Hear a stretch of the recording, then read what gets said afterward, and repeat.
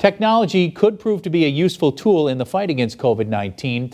Apple and Google both announcing they're teaming up to create a smartphone notification that would inform cell phone users if they've been in contact or exposed to the coronavirus. Western Mass News reporter Jordyn Jagolinzer joins us now live from her home after speaking with a local tech expert about it. Jordyn? Chris, this is something that's never happened before. The two tech giants are usually head-to-head, but now they're coming together in hopes of stopping the spread of the coronavirus with an exposure notification. Across the world, countries have been working on apps to aid their contact tracing efforts, but they've run into some technical issues. Neither Apple nor Google would allow these apps to operate smoothly on their various platforms. Stan PRAGER, owner of GOGEEKS, tells Western Mass News that's because many of the apps use GPS tracking to share people's location, which both tech giants are banning because of privacy concerns.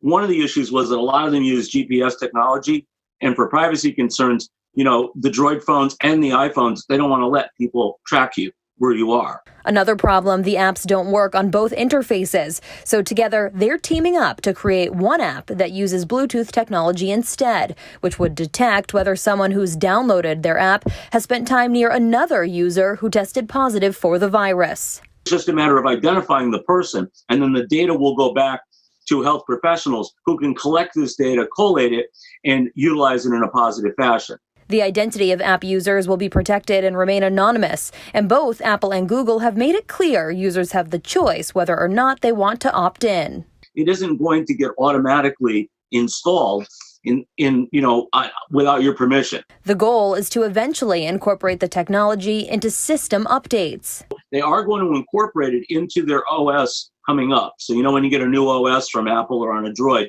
it's going to be incorporated in the future. That's how they envision it. Again, with the option whether or not to share your information. Another huge privacy concern is the app potentially being hacked. The big concern I think everybody has is, will my data get shared in the future? Is this just another way to open another portal that people can steal my data? And maybe that's true. But I think that every app on your phone that you use can do that if it's hijacked. But PRAGER says the pros outweigh the cons. The privacy risk here, I think, is minimal. And even if it wasn't, I would still want to do it because, again, there's lives at stake.